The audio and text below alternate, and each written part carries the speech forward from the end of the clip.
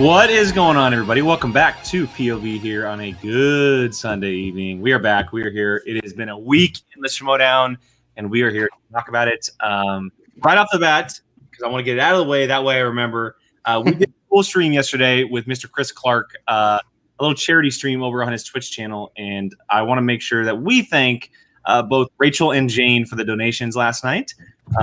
You guys rock. It also helped Jill and Molly do a couple extra drinks on their end. I still have my empty shot glass up here. I know my empty whiskey bottle is literally ready for me. We raised a good chunk of money for Red Cross yesterday. $600. We did good. I'm not disappointed. Yeah, it was fun. And Molly and I won. I mean, if you want to go see if they actually won, go watch the stream. Definitely won. Definitely got the winners right here. And if you were watching, just so you know, we're currently planning a future date to do it again. Same crew, possibly different charity to spread the love a little bit, but that'll come up here in probably a couple months. So with all that said, how's everybody doing? It's Sunday. I know tomorrow's Monday, but weekend's been good-ish. Been good. Me and Alex recorded a podcast earlier that lasted to like 3.5 hours, so we're a little dazed. But yeah, feeling good. Excited about the watch along tomorrow night. That is correct. If you're not doing, where's it? Tomorrow's gonna be a fun one. If you're not in this, I suggest you check it out. Yeah, just a quick plug up the top, guys. Tomorrow we're doing a watch along with our patrons for What We Do in the Shadows. That one's gonna be fun. How long have we been trying to watch this movie together? Since October. Since the Literally beginning of October, when I made a Halloween list of movies I wanted to see, and you guys were like, "Oh yay, let's watch this." And then every time we tried to schedule it, like something happened, and then the blah blah blah, and then tournament season, and then and then we started a Patreon. We're like, now we can do watch alongs that have to happen. Yeah. We're gonna watch What We Do in the Shadows. Thomas in the chat. Thanks, Thomas. Ah, thank you, Thomas. Thank you, sir. Thank you for all you do. Thank you. We Thank appreciate you. your hard work. Thank you. Thank Speaking of Thomas Harper and Star Wars, we'll get to the tournament bracket later on in the show. We will be talking about the tournament bracket, both Star Wars and teams. So stay tuned for that. We're obviously going to be covering the pay-per-view that happened on Friday. So if you've not checked out the pay-per-view, if you are not a patron currently in the Schmoedown, that will include spoilers. And then we're going to cover Paul Preston and James White's match from Friday since we didn't do a reaction. And I know Brian Nussbaum just asked this as well. We currently are not going to be doing reactions to FCL stuff at the moment. We work anyway. during the times. Yeah. It's tough. They're live. They're on Twitch. It's a little different on that end compared to the YouTube stuff. But we'll definitely be talking about it on the show. And eventually, if it becomes something more, maybe we'll do something during the week. But for now, it'll just be a part of the show on Sundays here, breaking down matches, talking about that, because we obviously want to talk about more competitors in this league. So maybe we'll do one here and there. There's always a possibility. If there's a match that people are telling us like, oh, you got to do this one or something, then maybe we'll do it on the off end. But for now, it's just going to be conversations and breakdowns and stuff like that. So. And of course, obviously, before we get to all of that, we are going to have our guest, Miss Christy V, on the show with us. She will be popping in here in just a second. I do want to do a couple plugs real quick before we get going here, because it is coming up actually very quick, and I didn't realize how quick it was coming. The next episode of Happy Hour is only 2 weeks away. It is only 2 weeks away. I know. Rachel Silvestrini is joining Molly and Jill for Happy Hour on April 10th. Make sure you guys are there. The drink will come out very, very soon. So make sure you stay tuned for that one. It's going to be fun. I know Rachel's like the absolute perfect guest for this show. And I'm sure these two have some crazy shenanigans planned. Yeah, you two are screwed. Always. It's always.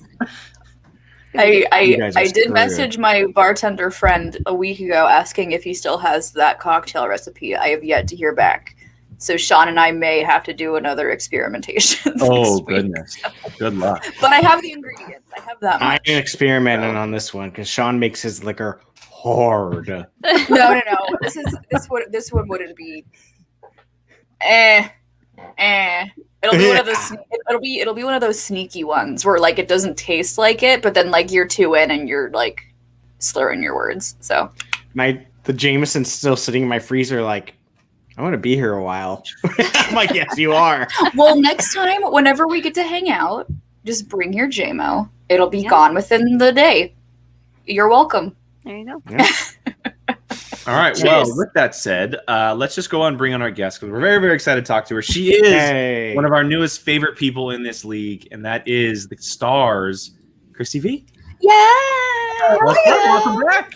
Hello. I'm so excited to be back. Thanks for having me. Oh, Thanks cool. for coming. Very excited to have you back. And obviously, congratulations because the last time we talked, you weren't actually officially in the league yet, and now you're a big part of this chaos.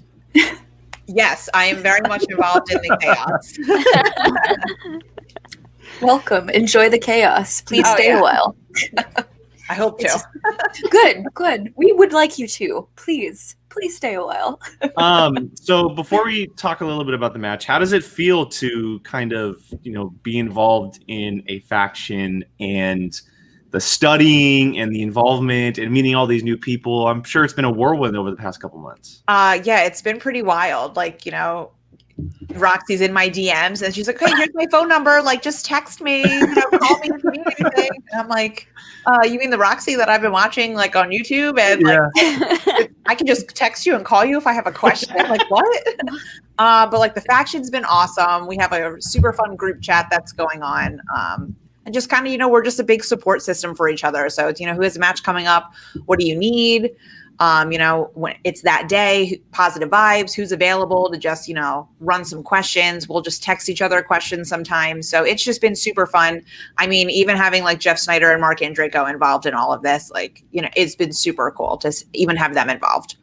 Yeah. That must be pretty cool to talk to people like Snyder and Andreyko. Like that's right. I'm been like, around forever. Yeah, Jeff Snyder knows who I am. I think we've been on. You can never be sure with him. That's the thing. Yeah, we've been on a couple of training calls, but who really knows? that's true. I will say though, I think you landed on the perfect spot. If I could have picked a perfect spot for you, I think this would have been the one. Yeah, I didn't really see this coming because I was like, I don't really know because I kind of like, I'm obviously, guys, I'm from New Jersey. I'm a huge Eagles fan. I like totally crapped on Tom Brady in my audition video. Like I was literally like, you guys need new faces. Like we can't all be Tom Brady. Like we're over him. Blah, blah, and I crapped all over him. And I was like, Roxy, did you see my audition? Yeah, I saw it. I still picked you. It's fine. I was like, okay. So I was like very surprised that she did pick me because I was like, she's definitely not going to pick me if she saw my audition video because I just crapped all over her team. Well, maybe because he flew the coop. Yeah, you get a little bit not of as attached. Chuck's a hardcore New Yorker. Hardcore New Yorker. So the Giants haven't been relevant in like 20 years, bro. So. Roxy's a great manager. She can see past that stuff and recognize greatness. Yeah, to be had in the Schmoedown. Yeah, she's pretty fantastic. Mm-hmm. Jill, you got anything? Yeah. So where was your headspace that first match? Like, what is it like going in there, having Christian Harloff announce your name? What's it like having Mark Ellis banter and try and get Christian to laugh as you're trying to write a question on your whiteboard? Like, I wasn't lucky enough to have Mark Ellis, and I think I know why though. So let me bring you guys back. Let me bring you guys back. Gilmore though. I did have Brad, which is pretty spectacular, and I wore my Back to the Future shirt, which I will never wear again because I lost. So I can't. Oh no! It has bad juju, so I won't wear it. But let me bring you back to like when we had live events pre-COVID, and it's the Brooklyn live event, and the night before we're at Mark Ellis's comedy show, and then he was doing a Q&A, and I was like, I've had a few Long Islands. I'll raise my hand, and this bro looked at me and goes, ma'am, you have a question? And I was like, ma'am? I was like, bro, I'm 31 years old, but here's my question. Ma'am. As Look, a woman, when you get hit with that ma'am, you're like, what did I do wrong today? Yeah, I have since gotten Botox several times. I'm good now, but I was like, I think he was afraid, low key, to like come to my match. So he wasn't there, but I was a nervous wreck. I didn't eat before because I was like, I can't eat all day. Like, I'm so nervous. And it was so surreal. Like, I've been such a fan of this. Like, I've been watching, Schmoedown for years. And it was like so weird to see Christian Harloff asking me the questions, like, oh, I actually have to answer them. I'm not just watching it anymore. And then be like, oh, I can play along. Like, I know that. Like, it's like, oh no, I really have to like write that down. Oh wait, I have 15 seconds. Oh God, hold on. Wait. Yeah. And 15 seconds is like, yeah. It goes quick. It goes so quick. So I freak out during our little play alongs. I couldn't even imagine it actually being real. Like, I can't. And that's crazy.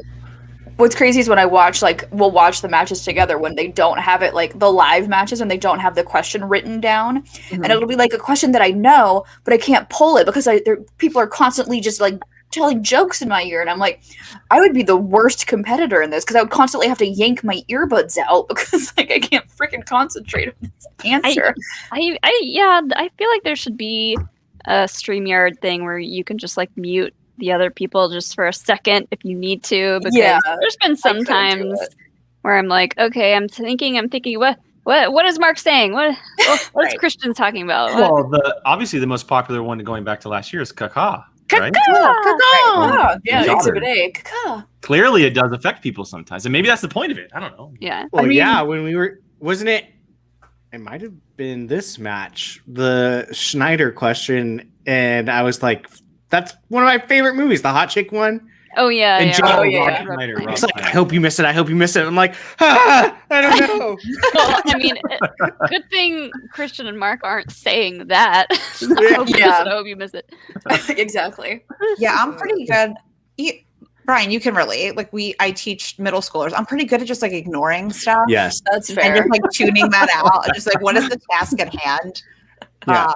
So that at least I've practiced in that. But the 15 seconds is tough. It's a big difference from the family. So we have anywhere from 20 to 30 seconds, depending on the league. Oh. So wow. So to get that down sometimes in half was a big jump. What a gift. Yeah. Really. What a gift, especially when you have to write stuff down. That's it goes by so fast. I can't even imagine like it actually like you're freaking out being like, oh my God, this actually means something now. Like, no. Oh yeah, I was so nervous. Oh. I haven't watched the match back, but people were like, "Oh, we couldn't tell," and I was like, "No." I was literally going to say you couldn't at all tell, especially because you had like these amazing clapbacks for everything that like Radis was giving you. You were just like, "Excuse me, sir," and I was like, "Yes, like get it." So good. I was like, I did not know really what to expect, and he was cracking me up, and it was so great. Hard. Like I had to play like like who is this guy? Like does he know who I am? And I'm just like. I'm like, dude, I would totally chill with this guy. This is hilarious. And I have to just be acting like I don't even care what he has to say. Like half the time I really stopped listening to him because I was like, I'm supposed to act like I don't care. So I'm just going to not listen to what you have to say. That was going to be one of my questions was like, did his character work? Did it throw you off? Was it just funny? Were you not expecting that? I didn't really know too much about him. I had seen a little bit of his interviews, but he kind of laid low. Yeah. Which like I wish I knew more about him because I was like, there's so many things I could have made fun of him for. even better. But I actually think because he was so funny, it kind of let you giggle a little bit. You kind of got the nervous laughter out a little. Yeah. So I wanted to play him. I had said it on other shows. I told Roxy because I was like, I just think we would have so much fun. I think he's going to be obnoxious. I'm not going to deal with it. And I think we just haven't had matches like that in a really long time. They've always been so serious. Yes. This is when I lost my mind. I died. Yeah. I died. So I can give you guys a little behind the scenes on that. Yes, please. Want the behind the scenes tea. Spill the tea. It's super cool of like just seeing how involved Christian really is, and it's just like how passionate he is. A couple people were talking in the private chat, and somebody else, it might have been Roxy, it might have even been Jem, was like, "Oh my God, this guy reminds me of like dudes at the club." And I was like, "This guy reminds me of every dude I've ever rejected at the club." And Christian was like, "That's hilarious. You should say that." So it's like pretty cool how he works in the character. So yeah, he said it, but he was like, "Yo, you could say that on the air," and I'm like, "Oh, okay, I'll say it." Yeah, but it's just like it's so cool that I never realized like how he's into it, even within the match. So he takes organic things that happen and throw it in there, which I thought was so cool because it's like, bro, you're hosting, you're reading questions, you're doing all this stuff, and then you're like also reading the private chat to be like, "Yo, that was funny," like throw that in there. Do it. So there you go. There's your behind the scenes, guys. I think it's because he's probably at taking in so much right now at the moment because Grace is kicking him out of everything. So That's true. he's trying to use every last bit until he's officially out. So. Right. Yeah. Oh, I don't know how. I will say I have to give Radis credit because I do not think I would be able to concentrate on maintaining the character, yeah. the questions, other people talking, and just knowing the dang answer like that. No. I just when he was like, I don't know, Daddy. That sounds like a multiple choice. Oh my god, Daddy. the daddies. Oh yeah, the daddies. daddy. I forgot about that. I was like, oh no. And I don't know how much it Daddy. got cut off with the editing, but he had like this little skull thing that he had. Yep. Yes. Oh It yeah, was we were there. all talking about like what is in there? Is he drinking that? What is that? We thought it was like a Bloody Mary or something. It looks like a Bloody Mary. But that's Yeah, a lot it was of Bloody Mary. interesting. It was just like I'm like, what is happening? He just like has this like skull here. I'm like, what are you Is doing that- here? I'm just here to like answer questions. Like He's like holding it and just kind of always moving and bouncing around. Yeah. Ugh. I would I need still to know like what's to in know it. what's in that. Yeah, I was Yeah. gonna say. I still would like to know what's actually in it. He'll Right. probably America was never Bloody reveal Mary. what was actually in it. I mean, I'll DM him later. yeah. Ask. I'm gonna be like, hey, we've never talked before, but what the heck was in that red skull of yours? Because I need to know. I need to know what it is. oh, that's a good. Maybe that's a Chris Adams. Maybe it's V8 juice. It did look like V8. That does look like V8 juice. Could you imagine if the Ranger said, "Oh yeah, I'm drinking to some V8." Just some V8. Just a vegetable juice. Gotta stay healthy, you know? Interesting. Yeah. We did get a Streamlabs that came through, and this is obviously for Christy here, and it says this is from Chris Evans, by the way. Chris Evans. Hey boo. And he says, "Hey, this is Christy's husband, Chris Evans. Huge fan. I'm just Oh. curious, why isn't there a Chris Evans slice, like asking about how many abs I have or about America's ass? Just saying, girl, you got some bad luck, but don't worry, we can do this all day because you are the star." Yes. So That's good. cute. That was so nice. There I mean, should I be a don't- Chris I Evans don't think- slice though. I agree. I was gonna say, I Wow. don't think people would be opposed to that. So, okay, more behind the scenes. I DM'd PJ like right after my match to be like, one, thank you for not humiliating me because that could have gone a million times worse. And Oh, two, no. and I was like, and two, now that we have an established relationship of 2 DMs, I would please like a Chris Evans. Yeah, we're best friends now.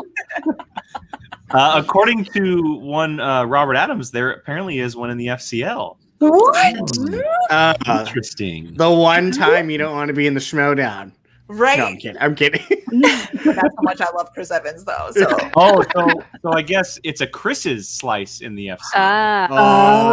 Oh. That's That's gonna- super smart. I feel like if That's something like that pops up That's in the great. FCL, it could That's cool. eventually trickle Yeah, into. that's very much like a Really? Sly and Arnie kind of slice. Like is it called the 4 Chris's? Because that's Yeah. I and dig it. and Brian Ward just Brian Ward, stop it! You're a total triggering jab Jake. here. It's a Wyatt Russell slice now. Triggered. That's tough. That's a trigger for Jake right now. Triggered. All right, so I do want to ask about the match just a little bit, and obviously we know how it ended up, and bad luck, opponent's choice, stuff like that. I imagine horror is like the one thing that you were probably not looking forward to. I was not. It's not my genre of choice. I don't enjoy being scared, so I'm not a big scary movie fan. It's not that I've never seen a horror movie, and I figured he was going to pick it because if you guys don't know, Rick Radis' real name is Taylor, and he has a podcast called Really Scared, and you guys should check it out. Oh, So I knew he was going to pick horror. So I actually had been studying for horror for quite some time, but I studied horror. I did not study, like major franchises that are the biggest franchises of all time because I was like, I'm not going to ask that because horror's been around since the beginning. Yeah. So you get your wheel and, you just have a couple hours. And at that point, it's like, you have to mathematically figure out like what can you pick up in this time period that you're not really ready for. So like Robert Redford was a new category, but he just has such a broad career that I was like, because I landed on him and I was like, all right, I saw the J-Lo questions. They were on the easier end. Robert Redford probably is also, but J-Lo has 32 movies and Robert Redford has like 70 to 80. So it's like, if it's not anything that you're familiar with, I got nothing. So I was like, all right, well, let's like, look at the math here. There's 11 other slices I'd rather hit, or at 10 at that point, because I couldn't get J-Lo. So I rolled the dice. I played the odds, and it unfortunately did not go in my favor. I wasn't like super bummed that I got her, because I was like, all right, well, I prepped, maybe something will stick, but I knew he was going to steal. So I was already nervous, and then I got opponent's choice. So that's demoralizing. And then he picked his strength. And then I was like, oh crap. If I don't know it right away, he's 100% stealing. Yeah. So you have to think of the answer and think of strategy and do all the math in your head. And I was like, what is happening? Oh no. Well, you played it.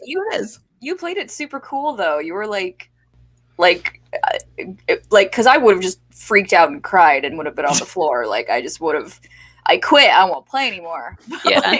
But you you were calm, cool, and collected. And like I said, we're still throwing the clapbacks. You still had that Joyzy attitude, and you were like, "Listen, sir." It was great. I loved it. So I do appreciate when people in the comments are like, "How did she not know that answer?" I'm like, "I don't know, bro. Like, how do you not know some answers that I know?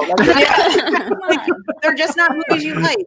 Like, how many times are these men spinning away from rom-coms? Exactly. People are like, oh, she has a whole genre as a weakness. Like, yes, people have whole genres that are weak. Up until I started watching movies for studying, I watched movies because I liked them. Yeah. So if I What a didn't concept. if I didn't like them, I didn't watch them.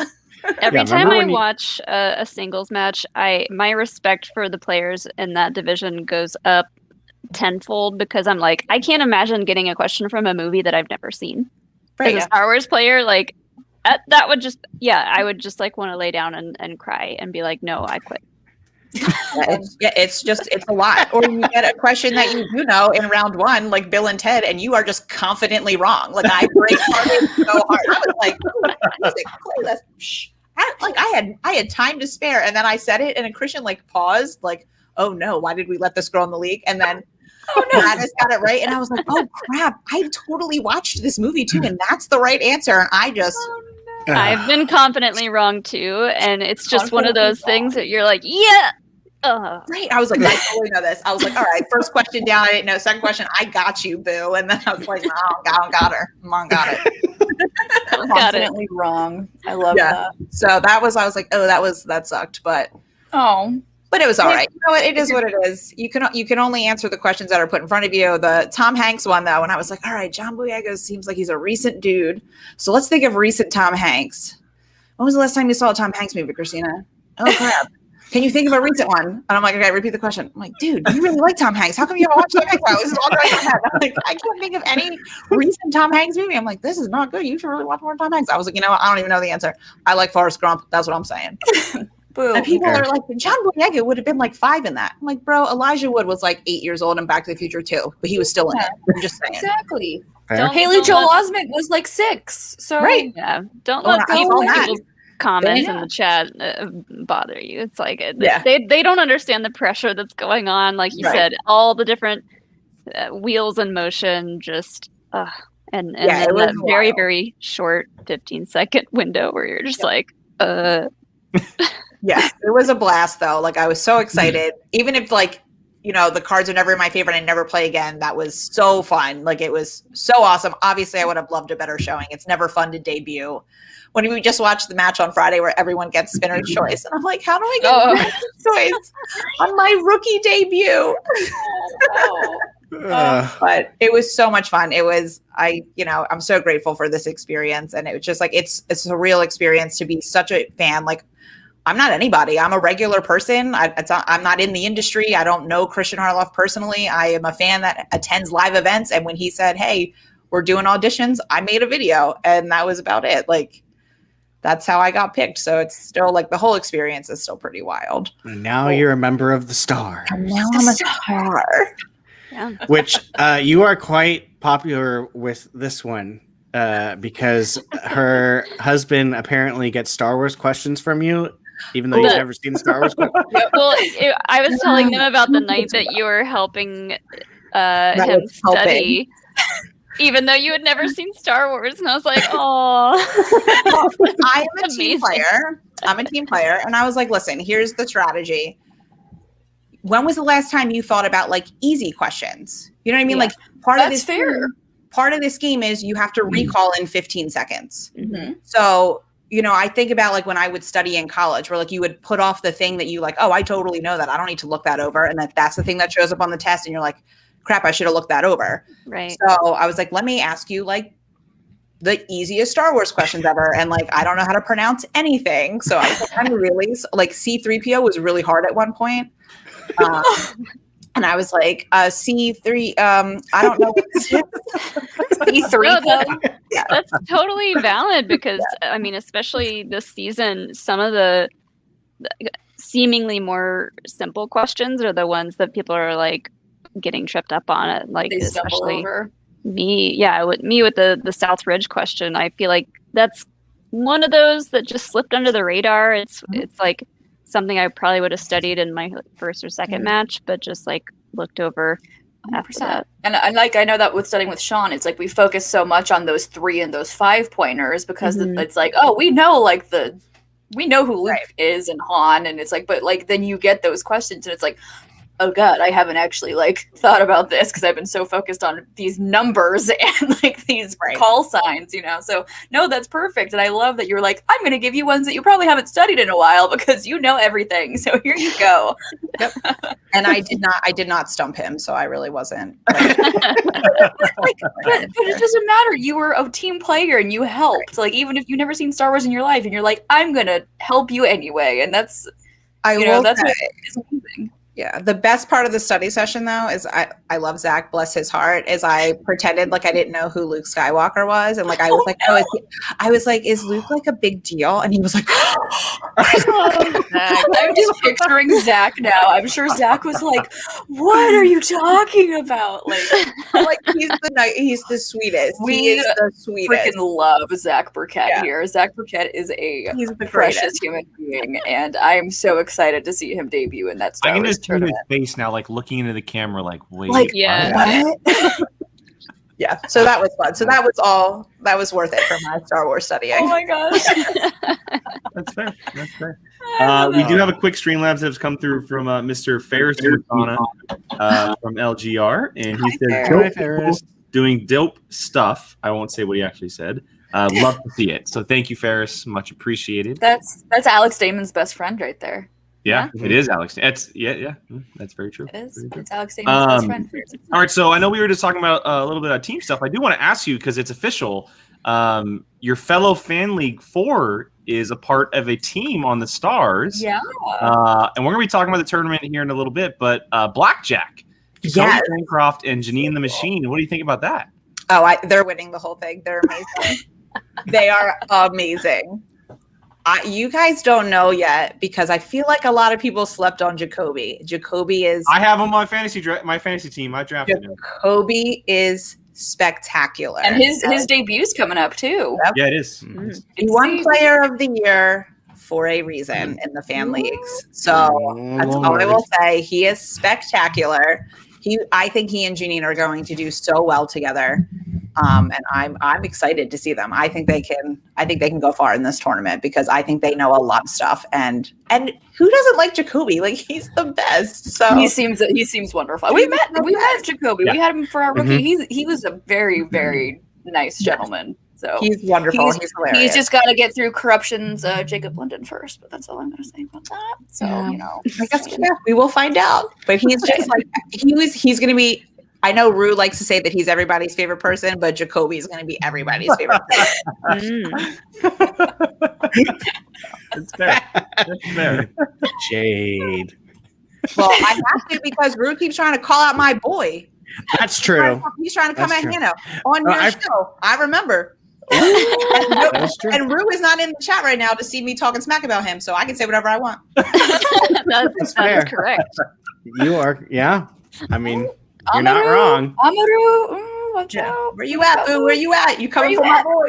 Where you at? I'm excited though, just because Janine has been, someone who obviously she's kind of we think that she's gonna have a big year. She's always been looking for a great team partner. She had Ethan Irwin at one point, then they got separated. It seems like it could be a really good pairing. And I haven't seen Jacoby, obviously, but everything that I've seen from or heard from him on the show and from other people, it seems like it could be a very fun team. and a very different team, and one that Janine might need too, just as much as Jacoby needs, which is going to be a lot of fun. Yeah, I know Janine's really wanted to focus on teams.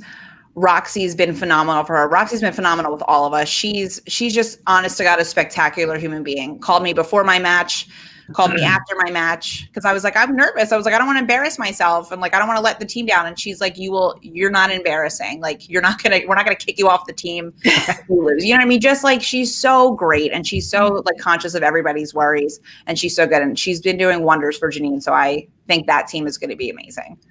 Yeah, I'm excited. And Janine thrives in teams. We saw how well her and Ethan Irwin did. So I like Garth. I agree 100% with Garth here. This is Janine's year, and I'm very excited to see this new team. So many new teams. I think all of them except for Deception are all brand new teams. All of them are brand new except for Deception. Yep. Party. Really cool. Bring it. Really. Bring it. Stoked. So stoked for that. That's going to be It's fun. going to be, yeah, that tournament's going to be wild. That's so gonna be a good one. Star Wars, but Oh, yeah. I can't even imagine when it gets to singles time. Whew. The singles tournament? Yeah. That's gonna be crazy. All right. Any final questions for Christy here? Anybody got anything?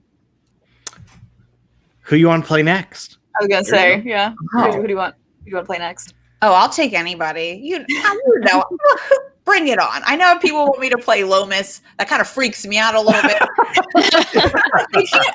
Imagine if That's they fair. gave you two of the most like intense characters. Like, just here you go. Like, first you get Raditz, Right. then you get Lomas. I will play anybody as long as it's not Peggy, because then I will cry the whole time. Oh, yeah. I was like, I That's don't true. want to play her. So yeah, anybody but Peggy, I will take, please. Christian Harloff is in the back. We're going Peggy versus Christy. Yeah. He's writing his name right now. Grace, actually, probably. Grace, that is Oh, right. yes, Yes, excuse me, Grace. Miss Grace. Grace Hancock is like, so we're going to cause some chaos here, and we're going to go, okay, Yeah. Mhm. Yeah. cool. Just We're some going to put that on the chaos, card. that one. Yeah, that'll be exciting. Once that does happen, that'll be very exciting. But for now, Christy, again, can't thank you enough for stopping by, hanging out. Thank you for having me. Always Bye. love having you on the show. You are welcome back anytime. Mhm. And yeah, we can't wait to see what happens with your next match. We're very excited. Thanks, guys. Okay. Thank Have a you. good one. See you guys. We'll see you later. All right. Love her. Love her. It's- Such a breath of fresh air. I Like, know. we see so many super serious players, and like, yes, we love the character work and stuff, but it's just really nice to like she kind of called herself a regular person that used to go to the live events and stuff, and now she's in it, she's doing it, and she's just like so down to earth and cool. Like, Yeah. And That's, also, she brings a lot of good insight too. yeah. I'm Absolutely. gonna use the Kaiser mantra here and say I would like to grab a beer with her. yes. So Or a happy hour. Whenever live events Or- happen, it seems like she goes to live events. Whenever that happens, I'm sure we'll see it. girl, It'll be I'm at all fun. the LA live events. Come Yeah, down to that would be fun. area. I'll be there. All right, before we move on here, we do have a Streamlabs from Mr. Reefton. Mr. Reefton. And he says, according to Rachel, questions and comments are welcome here. So let's go. Question: what day is it? Sunday. Reef comment. John, listen. I just love POV, and to catch it live for the first time in a month makes me silly happy. Can't wait for tomorrow's watch along. #ominous. Yay! Yay. This is like Reefton's big week off of Yeah, of work, he's I off. believe. Oh, that's Yeah. right. So Reef John, are you enjoy. gonna? I'm so enjoy your excited to hang time out with off, Reef tomorrow. and glad that you can catch us live. Yay! Yeah, and we we'll get to see him see your tomorrow. awesome face Yeah, we can see him tomorrow. which is cool. Yay. Stoked! Yay! All right, let's go ahead and shift here, and let's talk about Friday's match that we have not discussed between the four of us. Obviously, we didn't do a reaction on Friday. That is Paul Preston and James White. We have Corruption in the Den, two highly regarded players. Paul Preston was obviously kept in the free agency period, and James White actually went a lot longer in the draft than expected. Ridiculous. But he ended up on a very good fraction with a lot of players who are backing him. And it showed up because this match was fantastic. Mhm. This match was really good. Paul Preston takes a W, came down to the wire, but they both got perfect rounds. They both did well in their second rounders. It just came down to a really tough 5-pointer for James. I thought it was one of the better matches we've seen this year between two competitors as far as knowledge, character, the way they kind of were acting. And that doesn't surprise me with, being Kate and Shannon. It feeds down to their players, which was a lot of fun to see. Mm-hmm. This was, did they get a perfect round in round one? Both of them did. Yeah. That rarely happens, I guess. And singles. I don't think it's happened this year. Both have gotten a perfect round this year yet. I think it's the first time. And I was watching it and I was like, whoa, like they are both just like completely dialed in. Mm-hmm. And yeah, it was so much fun to watch them play. It was so good.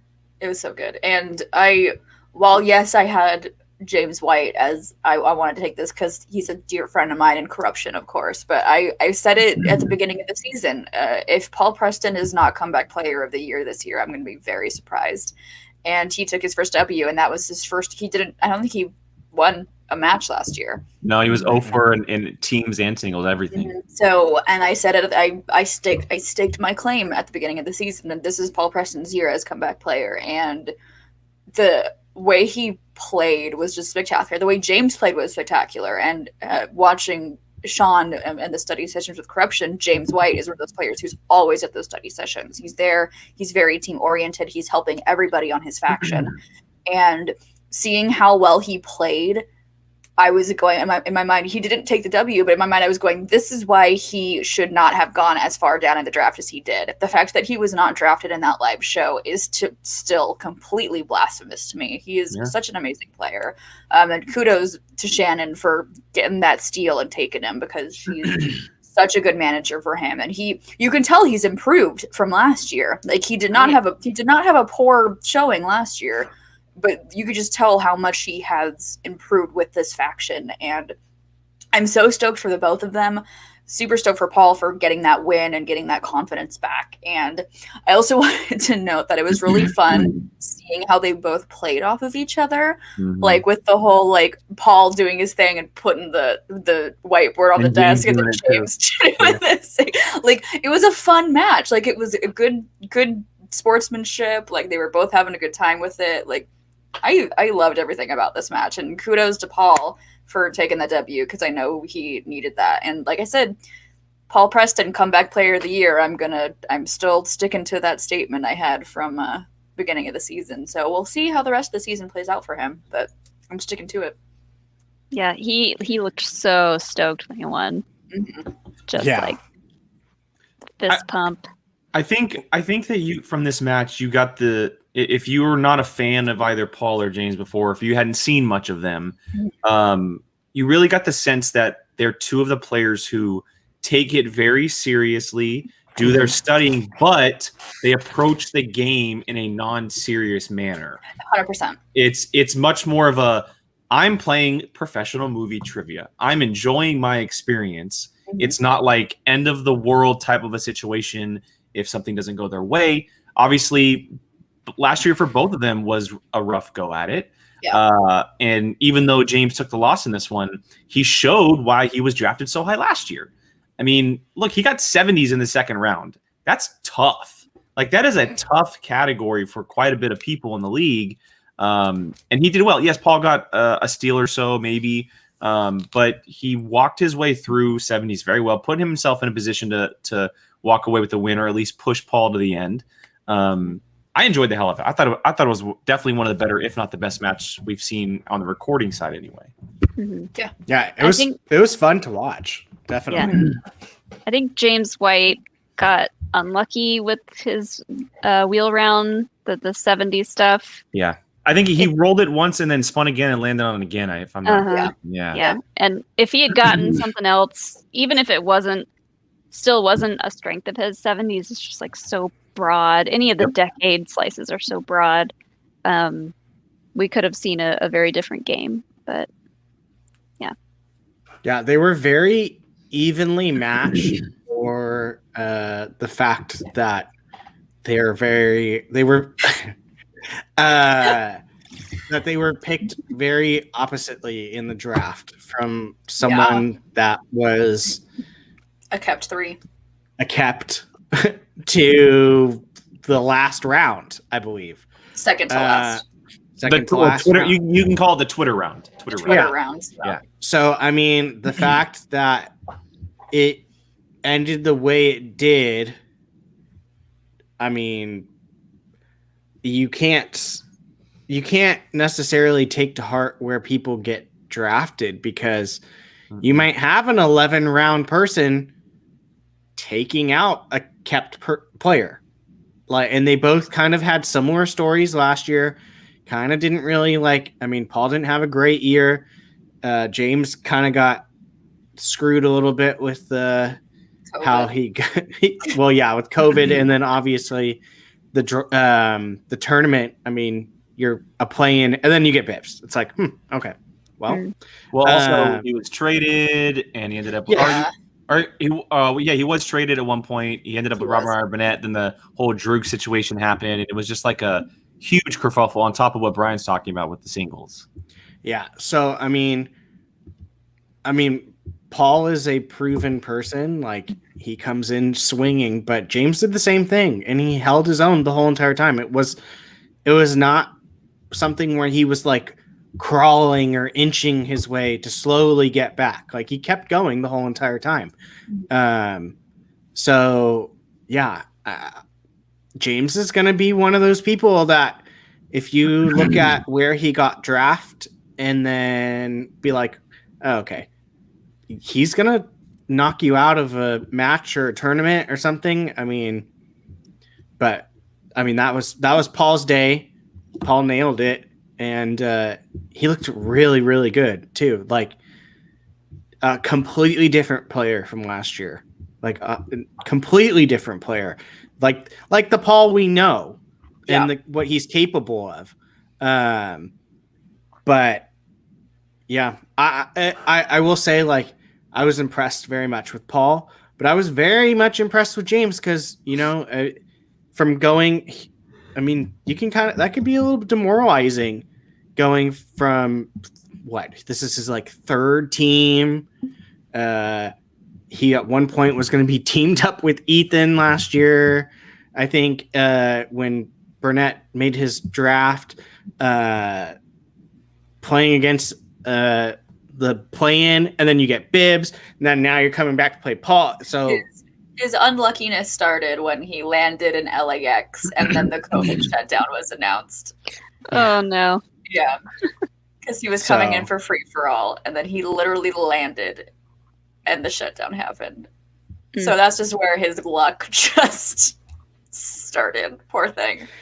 But, yeah. So he is not someone to take lightly. That's what was proven, and Paul seems to be 100% back to where he usually is. So they're going to be two very interesting people to see play going forward.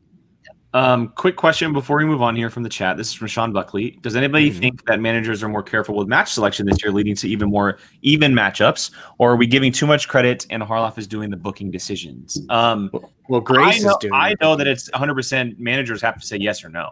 Like, if they want.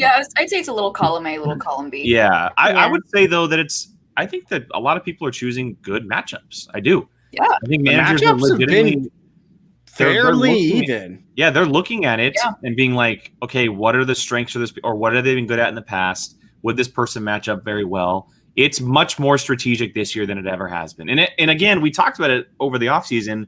Last year was that big learning curve. Everyone was kind of learning the manager side of it, how the factions work and all that stuff.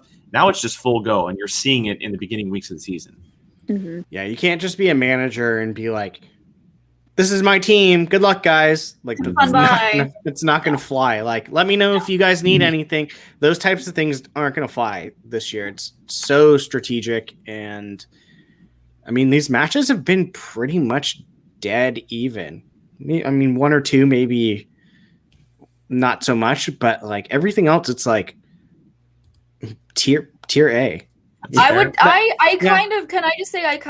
know Saul, and I know Saul is he's been studying his butt off, but Humphrey put on a good show in IG last season, so I wouldn't say it was completely uneven. Obviously it was a KO, so obviously it clearly went Saul's here, but beforehand, like before that I wouldn't call it. I think he just got he took a bold choice with Spider-Man in his wheel round. Yeah. And Yeah. I feel like maybe he should have respun on Yeah. that one. But Yeah. so like who knows what would have happened if he had spun a different category, but he was like, you know what? I have been wanting to give this a try, so he did. Let's do it. Now he knows he should watch those movies again. Yeah. All right, before we move on, Dragon17, I know you just sent in a Streamlabs question about the Star Wars tournament. I will save that for when we get to the tournament. We haven't talked about the tournament yet, so just hang tight for a little bit. Gonna get through these pay-per-view matches. Jake has structure. Friday. Structure. I don't want to talk about it and then get back to stuff. I want to make sure it's all thrown. No, we got you. It's good. We like structure. We enjoy structure. Structure's a good thing. So yes, Friday's pay-per-view event was chaos.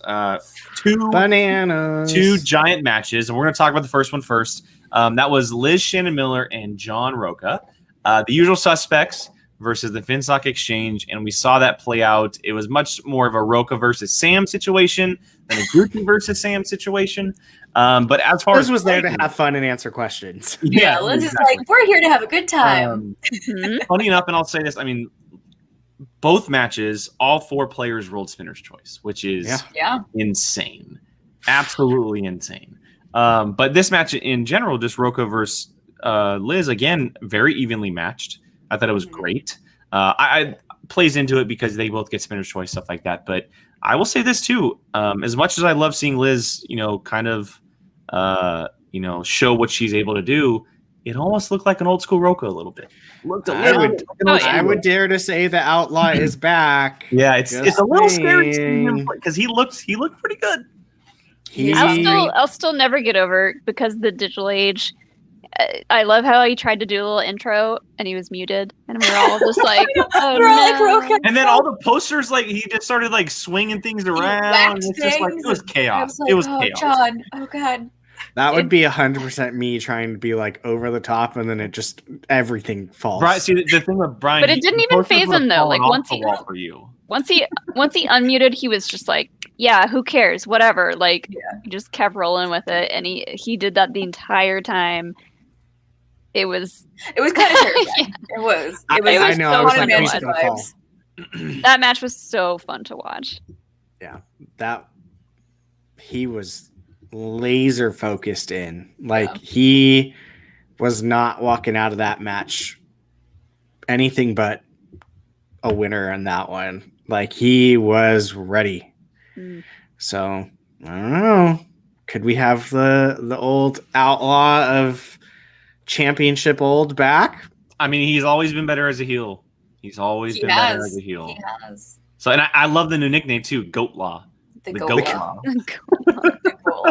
It's great. Now I want like a shirt because you know me, I love my t-shirt ideas.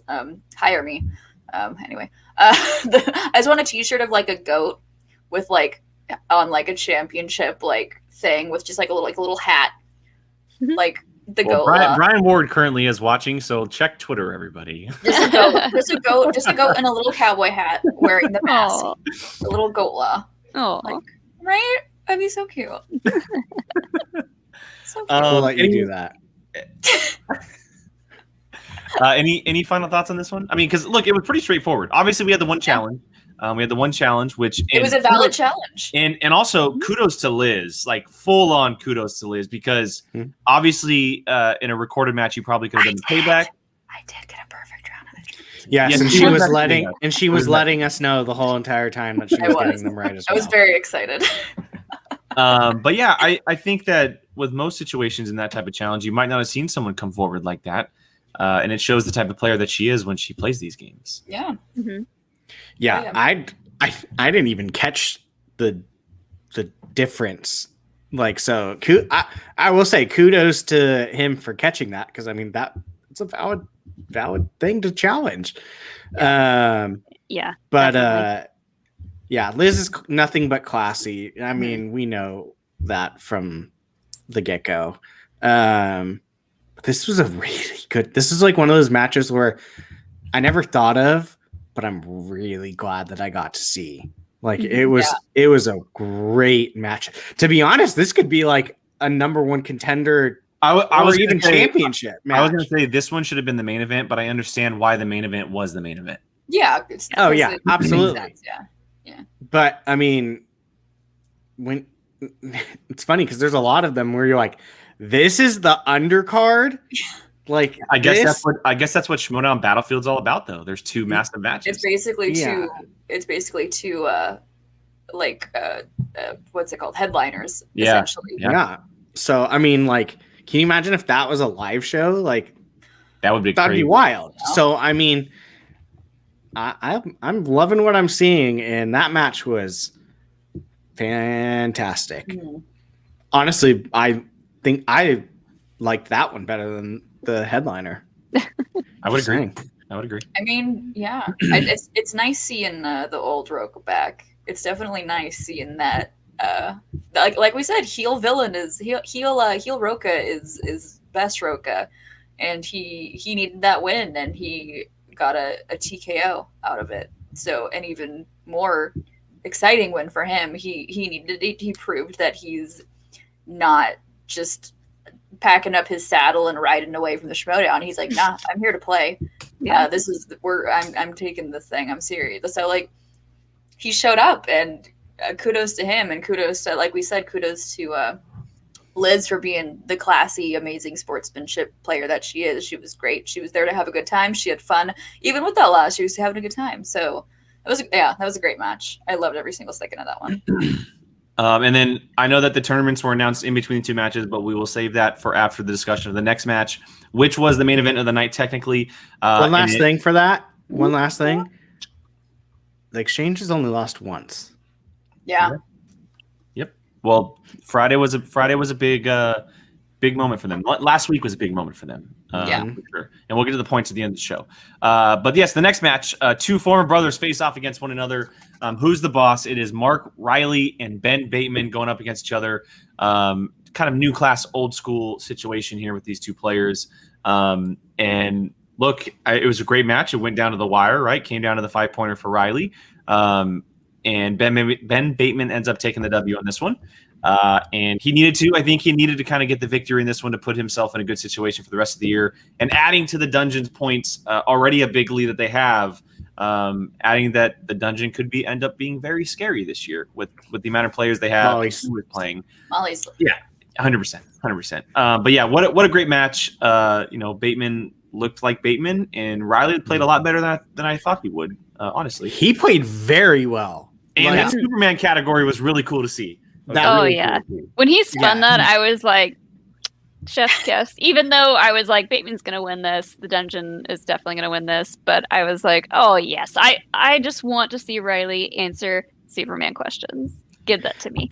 I 100% agree with you. There's like certain ones where you're just like, that's their strength. They're going to kill it, but you still want to see him do it. And that is 100% what that one was. Like, I mean, he's a huge fan. I mean, clearly he's been wearing that jacket forever. He wasn't wearing it at the very beginning. Yeah. So now you get a that little was a sweaty thing. when you play these games. Yeah. But yeah, you were just kind of sitting there like, I kind of want to see him get this slice. It was like nothing for him. He just boom. No. Just right. Like it was awesome. Yeah, he was ready to, like, if the question was worded differently or something, he was, well, technically, this is like, he was, he talked about that with the Snyder Cut. He said, Yeah. well, is the Snyder Cut its own movie, or does And that that's a fair. tough question, because that question was probably written before the Snyder Cut happened, Yeah. and it's never been asked. yeah, like that makes total sense. But he wasn't missing points in that category. He was like, I'm gonna walk out of this with all my points. And that was kind of cool to see, not gonna lie. Oh man. Anyone who saw it live as everything was unfolding just got like a little extra gift from Christian, from the players, from the Schmoedown in general. It was just a little extra gift. If you aren't a $10 patron, that live event proved as to why watching these matches lives are very interesting. And some fun stuff. you now know why all of us champion Nerd Chronic as hard as we do. Yeah. That You poor you sweet officially- man. you officially see exactly what Nerd Chronic can do to a match when stuff kind of goes bonkers. Yes. So, yeah, I mean, look, it happens sometimes. It happens, and they moved on after a little, and I'll say it again, kerfuffle. And ultimately, Bateman taking the W here. But yeah, Riley, as Christina says here, 8 years in the making. It was literally 8 seasons in the making. Yes. It was 100%. You were. That's yeah. And I will say I kind of felt bad watching this match, saying, "Oh, Bateman's gonna destroy Riley," and then watching this match, I was so excited that I was proven wrong, because this was like we said with Roka. This was Roka of old. This was Riley of old. You know, this was 100% like the former champion Mark Riley, and seeing it. And there were moments in this match where I went, Riley can pull the upset. He can totally pull the upset. I thought that a couple times. I was like, he might actually win this. He can pull the ups, and it was so exciting to watch. And Ben, I like I said on Twitter, you responded to me and said why not, but I'm still always going to give you crap for that huge whiteboard. It is so ridiculous. It is so ridiculous. Ben, I love you. And like he responded to, because I said why the white, because he was like why not, and I'm like, okay, valid, but I'm pretty sure Kalinowski chimed in and said compensating too. Mike was like, I think someone's compensating for something. But I love you. I'm still gonna constantly poke fun at you for that huge whiteboard. But hey, if you keep pulling those W's, I just make the shtick even better. Just keep making your whiteboard bigger. Just get a bigger whiteboard. Oh yeah, get a bigger one. Just get every win. Just get a bigger whiteboard. Every question, he's gonna stand up and start writing on the wall, because the wall is He's gonna be a gonna say he's eventually gonna get this high school whiteboard. Yeah. Like, I was gonna say he's gonna be in a classroom and start writing it. Yeah. Like, yes. I will say this, and I know that this is the point of this, but I cannot stand his character. I cannot. We talked. It is the point. It is the point of the boss, but oh my god, he just makes me angry. Makes me so angry. So he's John Walker for you right now. He is the Schmoedown's version of John Walker right now. Ooh. The one thing that bothers, especially with this match, where I kept going, oh my god, Riley can pull the upset on this. It's like when Ben would do, as they have now dubbed it, pull a Bateman and wait until the 14-second of the 15-second countdown to answer that question. It's like, I'm in my mind, I'm going, oh my god, does he not like really not know this? But like, he's pulling a Bateman. But that's what makes him so great, is that he has this character that like drives people absolutely insane. And he did it on his 2-point question, and I'm like, dude, you know it. And then he said it. He said the answer. He was like, this? And I'm like, come on. Like, come on, you clearly knew the answer like 20 seconds ago. Yeah, I get it, obviously. Holy schmoly. Hello. But he gives me chest pain going, oh, he doesn't know it. No, by now, every time it's just like he's pulling the shtick, like, just answer the question, dude. Just answer the question. But even though I know that's the thing that drives me insane, is I know he does this every single match, but there's still that little part of me that goes, oh my god, he doesn't know it. Oh my god, he doesn't know it. Okay, yes. And I will say he did miss the first round question, and what a new guy put in, which is pretty ironic. This Bateman missing a Bateman question. that was great. That was pretty ironic. Not gonna lie. Real quick. We do have a super chat that did come through from Thin Blue Line. Thank you so much, Thin Blue Line. Thank you. We appreciate it. Just because love what you guys do. We love the support. Thank you guys so much for being here. We love you guys. So thank you. We also do have a couple Streamlabs that have come through. One of them was being saved for the team's tournament discussion, which is coming up next. The next one is from Raiko, Canada Rocks here. From firsthand knowledge, I can tell you that Roka is super obsessed with getting his belt back. He is studying his ass off. I would not bet against him. This is not the Roka. This is not the Roka of old. This is a new and improved Roka. Ooh. I mean, I'm clearly, after the way he played that match, like that. When I saw that, I was like, ooh. Mm-hmm. Ooh, if someone's gonna, it should be fun. It should be fun to see for sure. Yeah. Anyone that plays him, I'm gonna be like, Roll it. I But- 100% agree Raiko. with you, Jake. This is what I'm talking about. I didn't like that he did it in the third round, personally. Bateman. We're talking about Bateman. The shrugging or the not knowing the answer thing. But you know what? If that's his character, that's his character. I'm just not going to like his character. He's creating dramatic suspense. All right. Any last thoughts on Bateman and Riley before we head to the tournament discussion? As I'm Wonderful. sure Molly would say that she is very happy with the turnout. Yeah, Dungeon. Look, Dungeon is getting their points when they need them. Not when they need them, but just when they're available, they're getting their points at this point. And we'll talk about the points and where it's at the end of the show. But for now, let's get to the teams. Let's get to the team discussion. This was all dropped in the middle of these two matches on Friday, With no warning whatsoever. no warning. Jake had furious Twitter fingers. Yep. Holy crap. So this is the official tournament bracket here that we see, the 8-team tournament that is happening in May. And there's no official date, but we had heard that it's in May right now. So you can see, and again, we mentioned earlier, but 7 of the 8 teams are brand new combinations.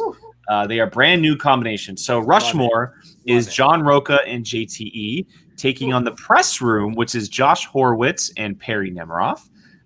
Lightning Time, which is Liz Shannon Miller and Ethan Irwin, an incredible team. Taking on the Outsiders of Ben Goddard and Paul Preston, which is a perfect team as well. We previously heard about Danger Zone, Dan Merle and Ben Bateman for the Dungeon. Taking on the Midterms, which is Jonathan Harris and Eric Zipper. Very interesting combination there. And then obviously Deception with Adam Collins and Marisol McKee, and Blackjack for the Stars, Jacoby Bancroft and Janine the Machine. This is a crazy tournament, guys. Yeah. Can I just say, I'm literally going to be.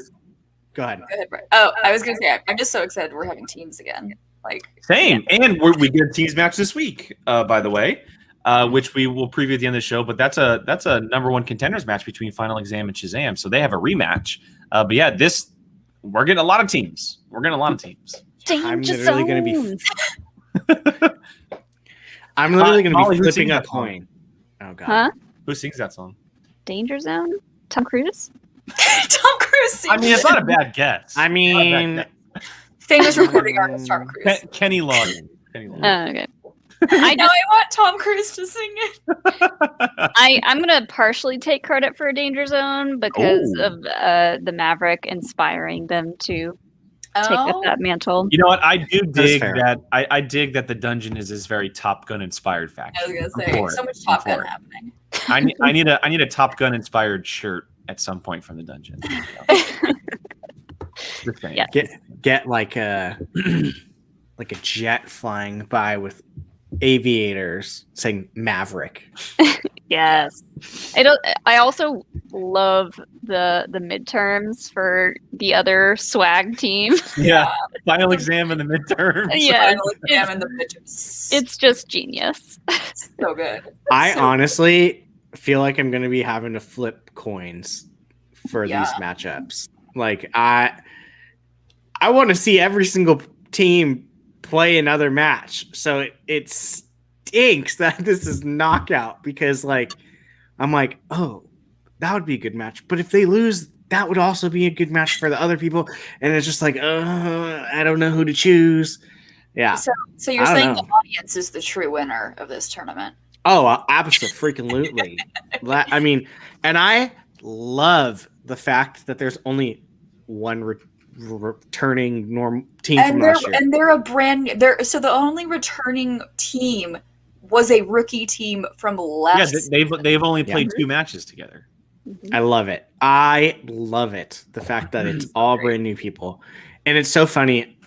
You know, I have my slow moments because it did not click to me the Rushmore name until I saw Kalinowski screaming about it on Twitter, saying they're having balls on them to call themselves Rushmore.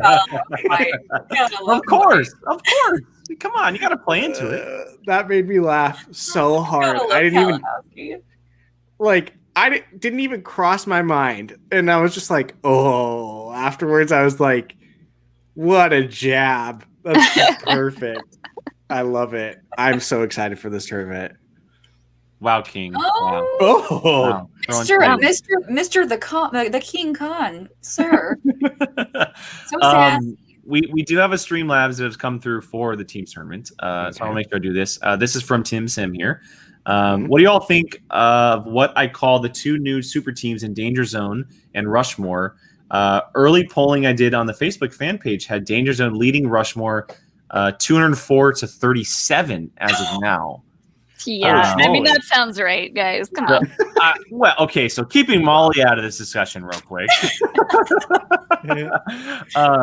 Look, I need to make your Dungeon fan. So John Roca and JTE versus Dan Murrell and Ben Bateman. And look, I will give the edge to Danger Zone clearly because the two competitors on that team have been competing regularly over the last couple of years. JTE is coming back, and he hasn't played in a little bit. But let's not forget, he is one of the greatest team players of all time. He held the belt with the Patriots for a very, very long time. I would not be surprised to see him and Roca working on all cylinders and them kind of look like a super team themselves. Or like the R should be backwards or something. Yeah. Oh God, like that that. is so good. That's right. To me that it all comes down to JT. Like to me, I mean, after seeing Roca, I'm like, okay. I mean, I kind of hope he does well because I have him on my fantasy team. So I mean, I feel like he wouldn't have come back if he wasn't going to come back throwing punches. Yeah. Especially teamed up with Roca. I think as much as I think Danger Zone is going to sweep this, they're going to have some hard competition. And see, for me, none of that matters because Deception is taking this whole thing. So anyway, what are you going to do? Brian, you and I are the only unbiased ones here. I honestly have like no idea. I'm literally going to flip lanes for this one. I will be very excited to see Deception. Well, are Deception and Deception and Danger Zone can play in the semifinals. It's Deception and Blackjack. Yeah. But they're on the same side of the bracket. They're on the same side of the bracket. Yeah. And any chance we can get Collins and Merle not necessarily playing each other, but like that is very true though. If they end up together in the end, it'd be good.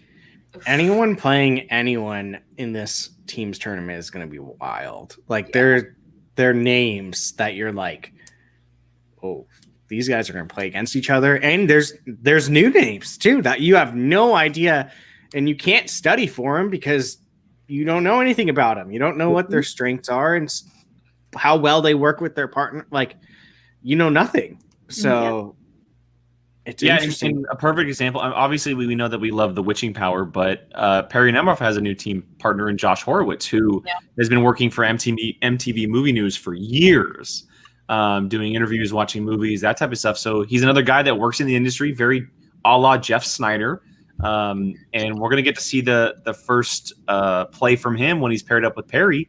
And obviously Perry's been around for a very long time. A la Ethan Irwin, a la Liz Shannon Miller. A la Perry herself. I mean, exactly. Perry herself is a big one too. And that's going to be an exciting one. And we've seen what the Quirky Merc can do with teams. They put together these wacky teams and they seem to work out.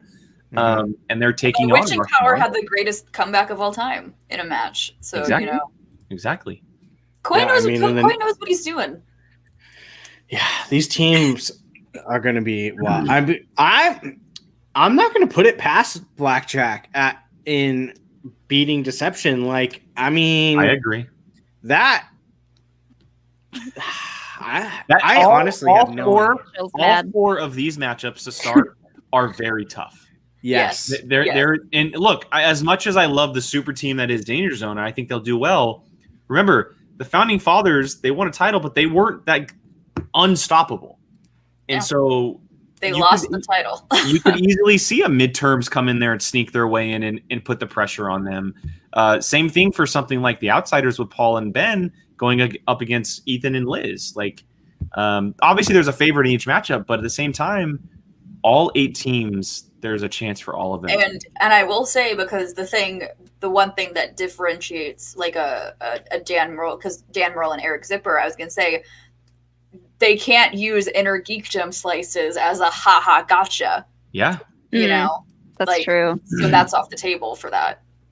So yeah, I mean, putting aside my own faction, all of these teams sound amazing.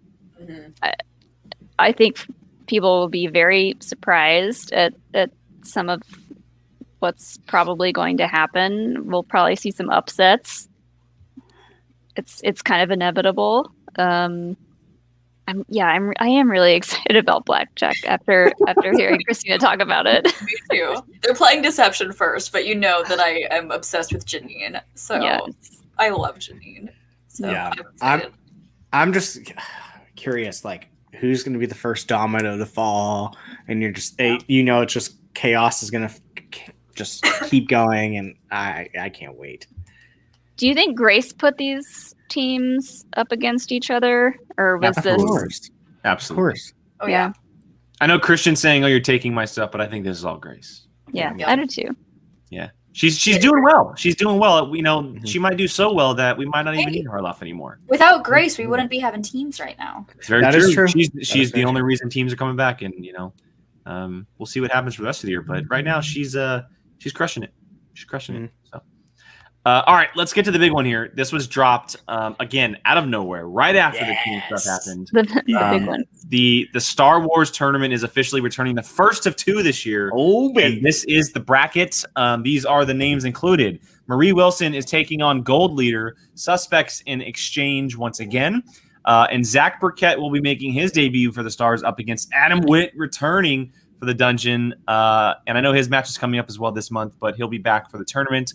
And then Mr. Ace Cabrera, last year's runner-up in the championship fight up against Alex Damon, taking on Sean Sullivan of Corruption, and Thomas Harper taking on Eric Whiteley, which is no doubt a big matchup. How big those two have kind of been hyped up throughout the months. I mean, look, this is just unfair. This is really, really just unfair. The 8 players in this bracket, this is tough. This is really, really tough. I'm so excited. I'm so excited. All I have to say about this bracket is Upset City is going to continue because Sean is going to upset Ace Cabrera. So I'm laying it down. Studying has not stopped at all since Sean's last match. So Ace, Mr. Ace, Upset City Cabrera. The upsets will continue, but you're not going to be the one doing the upset, sweetheart. Sorry. You heard it here. No bias whatsoever in any of these things. I see a lot of people in the chat asking why I'm not in this tournament. So the dungeon has basically 4 amazing people that could hold their own in Star Wars. And so I'm taking a seat for this one. I'm taking a step back. I know Adam Witt, Adam the Razor, the fan favorite. I love that nickname. So I do. That's the best name, Adam. It fits him so perfectly. It's so good. I know he's going to do great things. I can't wait for his upcoming match with Thomas, and to see him play out through this tournament under my tutelage, under everyone in the dungeon. He's going to do great things, and it's unfortunate that he has to play my good friend Zach for his first match, his first ever Schmoedown match. But that's just how the game goes. And this is all Grace is doing. This is war. This is what they want. They want everybody kind of like head to head. So there are no friends in war. No, I guess not. Yeah, I know. I was gonna say we all hung out with Ace during the draft night. We hung out with Ace that night. This past draft. And sorry, Ace, you're gonna go down, my friend. So I know this is way too early on, but I would love for us to pick a final. 2 players from each, 1 player from each side. A final that you could see. I know this is tough. And I know that we're gonna make predictions once we do an official conversation about this once the tournament is closer. But just right off the bat, a too early pick of a final, 2 players. Who do you see? Jill, why don't you start us off? Sean Sullivan and Zach Burkett is my final pick. Brian? I think there will be a fight of dragons in the finals, meeting Mr. Harper and Mr. Burkett. Molly? This is hard because Zach is my friend. Do it. Struggle. Do it. He's probably watching right now, too. And so is Harper. Oh my god. I'm gonna go Wit. I'm gonna go Wit and Harper for this. I'm gonna tell Zach you said that. Toss it. He'll find out, I'm sure. I would love to be proven wrong. I'll put that out there. But yes, I'm gonna go Wit and Harper. Yeah, because they're about to have a match. It would be amazing. I'm gonna tell Zach you said that. I'm gonna tell Sean you said that. So just that's on me. That's on me. But Wit and Harper got matched up before this tournament was put together. Wouldn't it be amazing to have them be like, we don't know who wins in their match, but like to have them in the finals of the tournament. Yep. That would be pretty cool. A story Regardless, there. we're gonna probably see some awesome Brian Ward Star Wars posters that I'm very excited. Yay! Oh. There you go. Mm-hmm. I mean, honestly, all of these. Oh. Yeah. I mean, honestly, literally anything could happen. We've seen how Star Wars is going so far this season, how it went last season. 1, 2, maybe 3 questions total get missed in a match. So this is cutthroat stuff, and I'm very excited to sit back and watch it. Sean Buckley in the chat took exactly what I want to say. The one thing I'm looking forward to the most is seeing this matchup, Gold Leader and Zach, because they have been back and forth on social media so much. They have. I want to see that matchup for sure. But I'm gonna go with Brian on this one. It's Burkett and Harper. I think is going to be the final. As much as my heart wants to say Sean, and I think he's going to beat Ace as well. I do think he's going to beat Ace as well. Harper, and I haven't even seen Harper play. I'm just going off of what I know at this point. But I do want to backtrack real quick because we did get Streamlabs a little bit ago from Dragon17 about this tournament. And he says, I don't know if you already talked about this, but Molly, can you give us any inside info about how the dungeon decided the player for the Star Wars tournament? There wasn't really any inside info on how we decided. There's just, I mean, it's me, Wit, Hoey, and Mara is like, she's like ready to get into Star Wars and into a Star Wars tournament. So out of the 4 of us, we just figured start a little bit smaller, and then I don't want to say save the best for last, but say it, Molly. I'll say we're saving the best for the. I mean, you guys were given a gift that the fact that there's a 16-player tournament coming down the road. Yeah. Right. There's a second tournament. We're just, is a lot of other factions only have 1, maybe 2 Star Wars players to pick from. We have 4, so it was tough. Wit Harloff, is on. Or go ahead, because sorry, I didn't mean to cut you off. It's okay. Wit is on fire. He's been. I can't wait to see him play Harper. I cannot wait to see him play Harper. I'm so excited. We have been having so much fun studying with him. He knows his stuff. I mean, it's been so much fun knowing that we got to play each other, and now we get to study together. Yeah, he's just the best. And he loves Molly and Wit cosplay version. I just make an Adult Dauphine shirt. The Dauphine shirt. That's good. With a trucker hat. Yeah. Oh my god, yes, please. It's going to be so. Yes, please. I mean, if Harloff wants to make that 16 people one even bigger, like, I'm not opposed. Had more people. Yeah. Just an absolute gladiator battle to the death style tournament. Bring your lightsaber, folks. It's gonna be a Yeah. battle. Oh yeah. Excuse me. Bring your lightsabers. Yeah. But Either way, I'm so excited.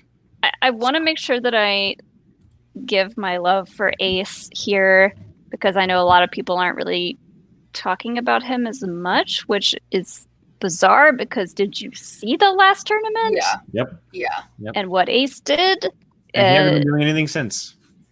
Yeah. Well, probably studying, Well, which yeah, should make him watching. should make him even scarier.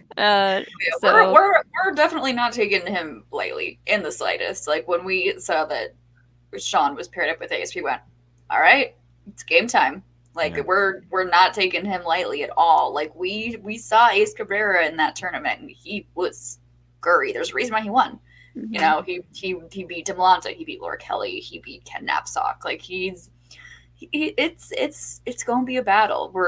I know Sean's excited for it, and I'm excited to see it unfold. So he I need all the beat Laura. cosplays. Yeah, I all need- the cosplays. I need all the cosplays. I need all the promos. All the Brian Ward posters. Cancel the rest of the season because the Star Wars division's freaking awesome this year. He literally just That's said this like 3 minutes ago. I didn't even Yeah. see it. Yep. Just said it. Yeah. Yep. Oh, that's funny. Ugh. Yeah, I can't wait for Star Wars. I can't wait. Star Wars, nothing but Star Wars. That is coming up very quickly, which will be a Yes. lot of fun here. I know that someone in the chat, Cluner here, said just quickly pick the team's tournament final. So if we can do that as well, I'll throw. Can you this pull the back bracket up to again? the Okay, side. thank you. I will. Oh man, I'll go first because I kind of have my pick. I'm gonna go Danger Zone on the right side, but I'm gonna go with the dark horse, and I'm gonna say the Outsiders on the left side. Hmm. Really? Paul. Okay. I really like that pairing. I really, really do. I just want to see the egos that go into Rushmore versus Danger Zone. Like the amount of testosterone that's going to come out of those promos, the crap talking probably on Twitter. Well, it would be Moral versus Roka, obviously. So Yeah, I just need to see that. I just need to see the absolute nonsense of those four gentlemen going at it for however long. So that's probably where I'm going to go. That's exactly my pick. Lightning Time versus Danger Zone. I think that's going to be our final result, but I would love to be proven wrong. You know, I love a good upset. So a lot of people going with Lightning Time here. Dude, Yeah. Lightning Wow. Time is Lightning no joke. Yeah, Lightning Time and Deception is my two. Yeah, I like when it was announced that Liz and Ethan were on the same faction. I went, that team.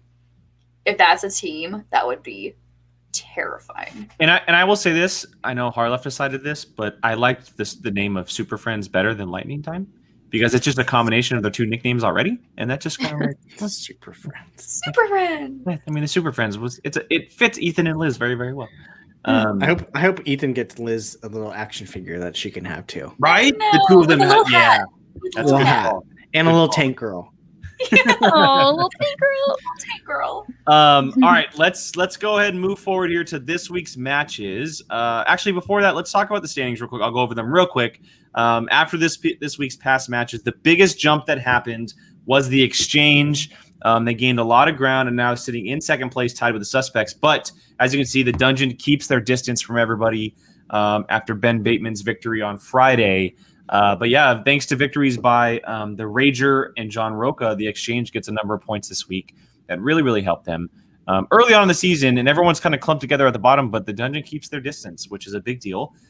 They're taking advantage of the matches they're getting, and that's that helps. That obviously helps. So, Well, and the Exchange taking two knockouts too. Yeah. Lowering some people's team scores. That's right. Yeah, excuse me. You are correct. Good call. So I mean, there's a long season. We have No, a we're not long even till time. March. We have a long time. We're not I even will till say March. this. What's nice is I have a feeling the scores are going to be very close the whole entire season.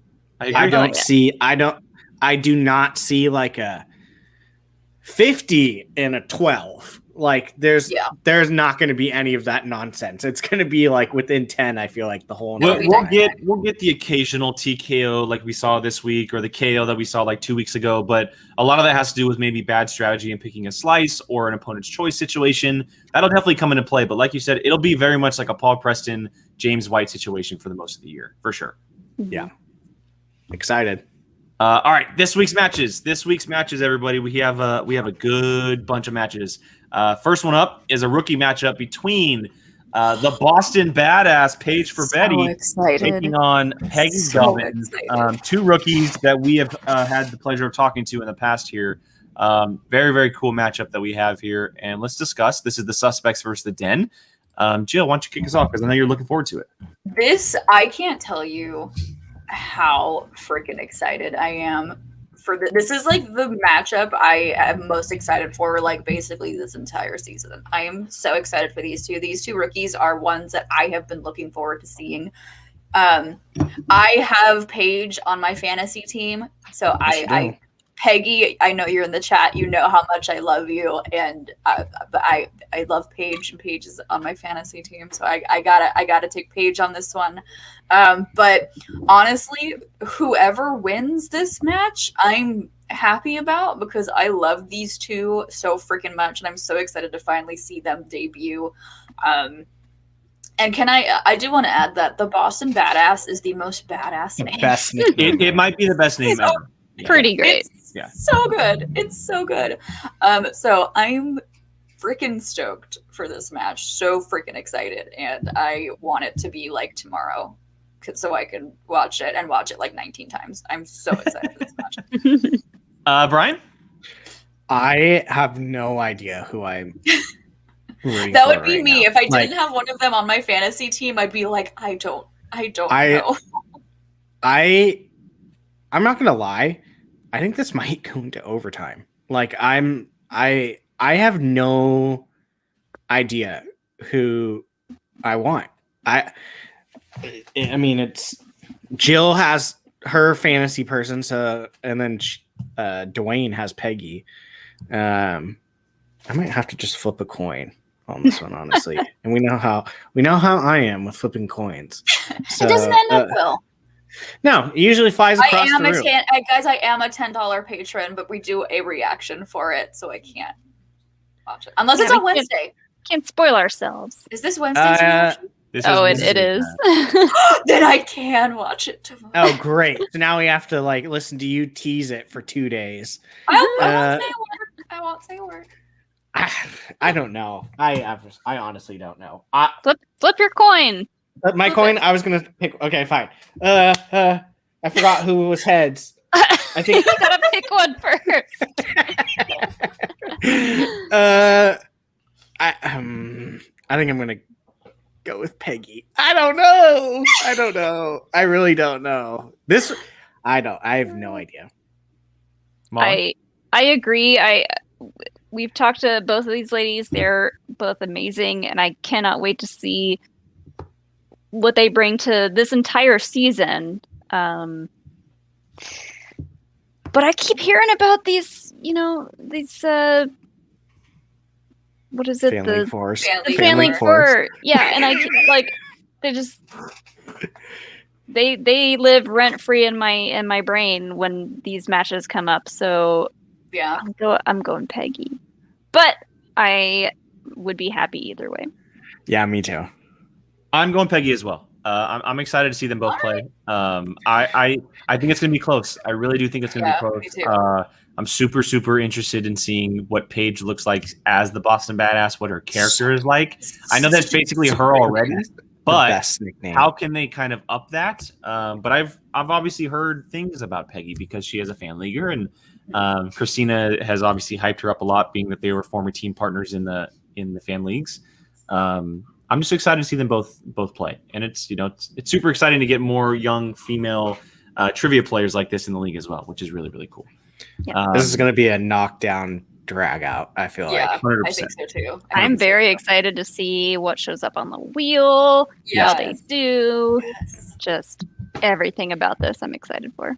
All right, next one here is an IG matchup up against Alex the Demon Damon and the Barbarian, the Stars, and the Exchange. This is actually a big one because the winner goes on to face Kalinowski in a #1 contender shot. So this is actually a very high-profile matchup for the IG division here. I will start with Molly. Molly's screwed on this one. I can't. Well, first of all, I can't even with seeing Alex without the belt. I know. Yeah, Brian Ward, you just stink for cropping that thing out. Brian Ward had to go in and Photoshop that belt out, which I know he probably cried while doing it, which is okay, and I would have too. It's okay. It's okay to cry. It's okay. But it's still very raw. The wound is still very raw. Okay. I can be an adult about this. Yes, I have Barbarian on my fantasy team. I'll put that out there. But you know what? I'm going Alex. I'm You're still married at 0. to him. I mean, I'm still at 0 points with my fantasy team. I don't see it going to great places. I'll just be honest. Oh no. So if Barbarian wins, great, I get a couple of points. If Alex wins, even better, we get to celebrate in person, the two of us, because he's been working hard and he's very excited to put the past behind him with Star Wars for now and get into some IG stuff. And he's excited about the new IG categories too. So yeah. I'm very excited to see what Alex has in IG. I know that he's been looking forward to it after last season. Got tipped his toe in there a little bit. But I kind of agree with what Snake Jazz said in the chat. Barbarian is very IG focused right now, and that could be scary. I think it's going to be a ground and pound fight. I think it's going to be a lot of fun to see. I think that the two of them together playing off each other is going to be very interesting. And obviously it's Gucci versus Roxy, which is always a good time. But I will give the slight edge at the moment to Barbarian, even though I think whoever wins might end up losing to Kalinowski in the future. I'll give the slight edge to Barbarian this one. Chill? I mean, especially if DC comes up, let's be honest. Oh no. No, he said he's been studying it. DCEU is part of the DC slice now, so That's it's true. a whole That's true. different ball game. I'm gonna take Alex on this one because he has that loss on his shoulders now. Sure. He has that chip. He's got a bag of chips. He's got that bag of chips. He's got a hashtag bag of chips. And I think that's gonna prove scary. He lost the belt after having it comfortably on his in his office for 3 years now, and now it is gone, and he wants to get a win after that, and that sounds terrifying to me. So I'm going for Alex on this one because I think he's going to be scary. I know he's been studying his IG, and I know he's confident in those new slices. So hashtag bag of chips. I got Alex Damon on this one. I mean, we've never seen Alex Damon lose twice in a row, guys. No, I don't Very know fair point. what to expect if that happens. I just have to Port be in a like, storm. what That's do you need? You can expect to happen. Yeah, Port in a storm. so many ports in a storm. He's probably gonna spend some time in the hot tub, maybe take a bubble bath or 5. Yeah, who knows what he's gonna be like if he loses twice in a row. And Brian, you're going to be right up next. But I want to say I'm very excited to see the promo, a unbelted Alex Damon promo. I don't want to see it. I don't want to see it. It's going to be very interesting. bad. I don't want to see it. Brian, what do you think? Heart says Alex, Brain says Barbarian. So, yeah. God, yes. It's fair. All right, next one here. Friday's match. Again, the return of teams, everybody. Oh, by the way, that's it Sean is. versus Molly, if anyone cares for our for fantasy. No, for Alex versus Um, Barbarian. Got it. So we Oh, got yeah. Keno and Jam for swag. We have Polygama and Lon Harris back together again, facing Shazam as they were just unbelted last year at Spectacular. They're returning in a number one contenders match. These two played in a number one contenders match again against each other last year to go to that Spectacular fight. And so Brendan Meyer and William Bibiani are stepping back in the ring for the Quirky Mercs. Brian, I'll start with you. Final Exam or Shazam? I am going to pick Shazam because I have Bibbs on my fantasy team. And that's literally the only reason why. Oh, And because Bibbs didn't get me points last time. So the guy needs to get me freaking points. He's my first round draft pick. Just saying. Jill? I am excited to do another victory dance when Final Exam takes this win. I'm prepped. I'm ready. I got my Paulo Yama victory dance prepped and ready to go.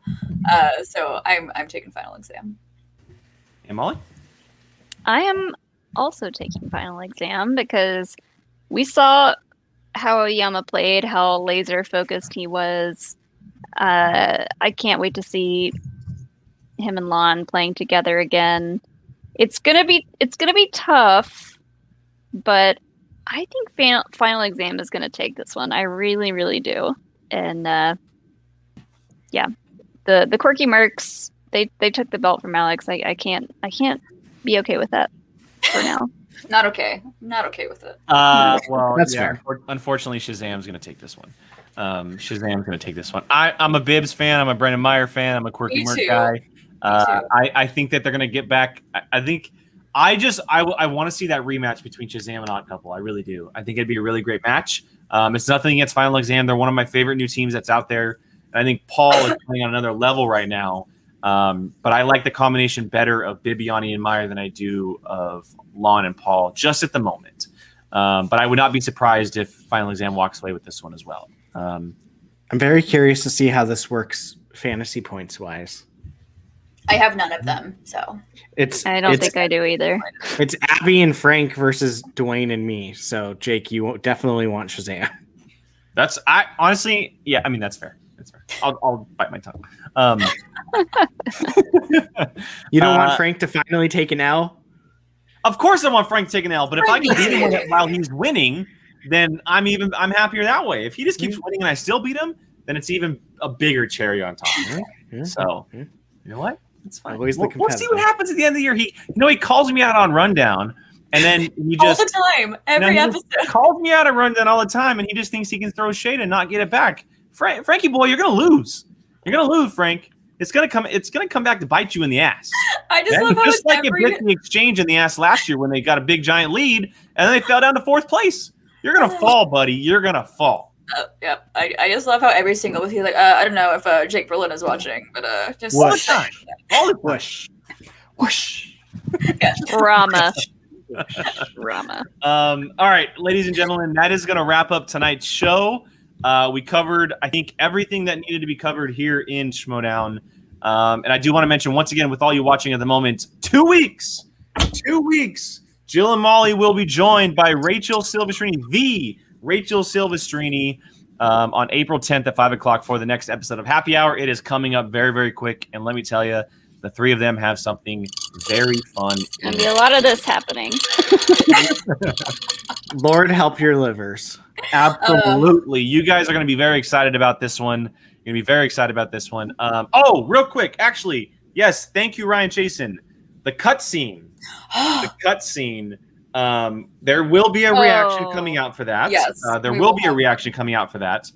Thank you, Ryan. Thank you. Thank you. But yes, the Bobby Gucci cutscene. The Bobby Gucci cutscene with Merle and Bateman at the beginning, and then Bobby Gucci at the end. Let's talk about this. This is pretty great. Prank Wars. I titled the video for a reason. War comes in many forms. We're getting a prank war, everybody. Oh my god. Seeing Dan Burrell prank call anyone. Yeah, Anybody. exactly. Anyone. People have been saying it online. The dungeon is rubbing off on him. Absolutely.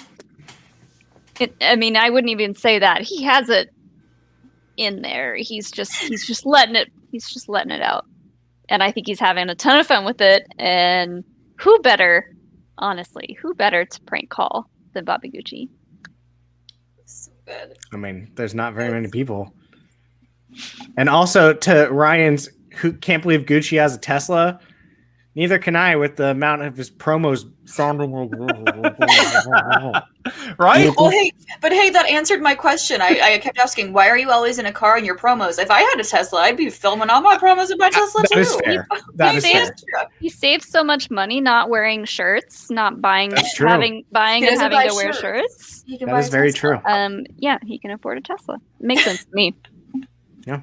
I mean, spending half the normal price on clothes. Now you can afford a Tesla. Yeah. It's gonna be fun to see, though. I mean, look, the dungeon pool's a great one to start, right? They start this off, and they get Gucci pretty good. I also loved him just running through random stuff, and then he almost fell going down the hill. Like I love how he actually went to the observatory. It's great. It was great. I've done that trail. I've dogged it's that trail. hardcore. It's intense. Yeah, it's hardcore. And as the king himself said earlier in the show, in the chat, he got a little call out because he was supposed to go to dinner with Gucci that night, and he got wrapped up. As Gucci goes on his little adventure. I'm just excited that stuff like this is actually happening, and it's not right. Like we get the serious ones with like Grace and Christian, or just some like the Chandru stuff, which there was a funny one this last week, but it's fun to see this kind of thing happening because this is what you can get with cutscenes like this. An actual like prank war between people happening in the Schmoedown, which I never thought I'd see, and it's a damn good time. I also do want to add that the quality of these cutscenes are amazing. They're up there. They're great. The camera work, the editing, everything is just like chef's and kiss. you got to remember, we're still in a pandemic. A lot of this stuff is still just being shot on phones and whatnot, and they're stepping up. Everyone is stepping up their game. And it's really fun to have stories back. Yeah. So good. So good. Brian, Can't wait to you're see muted. more. Brian, you're muted. Did you mute me? No? You muted your microphone. I didn't mute myself. You just clicked the button. You hit the No. button. Who would be, if you could prank one person in the Schmoedown, who would you want to prank? Oh. Frank Janish. 100%. I mean, that would be pretty Frank fun. Janish. That's my That would pick. be pretty Gilmore. fun. Brad Gilmore. OMG. I just have to call out Reepton right now Uh-oh. because he called me out on Twitter and tagged Zach and said that Oh! I said that Reepton, Zach no! wasn't going to beat Wit. Reepton. Reepton likes stirring the pot. He loves stirring the pot. Hey, we did say he would find out somehow, and I Yeah. guess Reepton's going to be the one to tell him. That's fair, but Wow. come on, man. Oh, Reef. Oh, Reepton. Ollie, so who would you prank? If you could prank anyone in the Schmoedown, who would you want to prank? Does Sean Sullivan count as my answer? Why not? You could, yeah, sure. I would love. I mean, I would love to prank my own husband, but I do that on a daily basis. It's also valid. We need a video series of the Damons pranking themselves. Just them scaring each other during their spooky streams is just poetic. It's Yeah. I mean, I to go back to Zach, I would love to prank Zach because It'd be easy. I mean, you saw what Christina said about him believing her when she said she didn't know who Luke Skywalker was. oh. Can you imagine if she would have been like, Darth Vader's his like uncle or grandpa? Like, They're God, brothers, that would have right? been great. Oh. Yeah, I don't know how I Zach? would do it, but yeah, I would love to prank anyone, to be honest, because I don't get to do it very often. I don't know. We'll see. I think I would pick Kalinowski because I think he would just get so frustrated so easily. Like, can you imagine like the frustration that would come from it? That's true. Yeah, we saw So, the Smash-a-thon when he had to play whatever game that Family was. Feud. Family Feud. He is easily rattled. It would be pretty funny. Yeah, I think I'd go with Kalinowski. Trying to think of something else. But All right, well, that's going to wrap up the show tonight, everybody. As I mentioned, we do cutscene reactions. They're up on the channel. We upload them. Sometimes they're from the reactions themselves, but if we're not able to catch one on a reaction, we do separate videos, and you'll see a reaction to that cutscene here this week. Also, uploading tomorrow is our reaction to Paul Oyama's victory up against Bibiani in the pay-per-view. So excited to see that. Specifically because of this one's reaction. It's really, really good. The video will be uploaded tomorrow, so look out for that. And then, we'll be doing reactions Wednesday, Thursday, Friday this week, everybody. No pay-per-view this week, so we'll be doing all three. Yay! Yeah, so that back to normal. Everyone joining us, everyone who sent in donations, thank you guys so much. Yes, watch along. If you want to be involved in a watch along with us, or more content from POV, including reactions, Q&A, which is coming up for April, happy hour involvement as well. Let us, join us on the Patreon. And so you can check out that link. I'm sure Rachel will put it in the chat. And then tomorrow we're watching What We Do in the Shadows. So check that out. Finally. And Finally. we are It very, only very It only took us 5 Now, if I seconds. can only get Molly and Alex to watch Battlestar Galactica so we can finish the damn series. But yes, we'll be back later this week. Again, to everyone who has been watching live and commenting along, as well as all donations. Cannot thank you guys enough for the whole crew here. For Molly, Brian, Chill, and myself, we are POV. Thank you so much, and we'll catch you guys next time.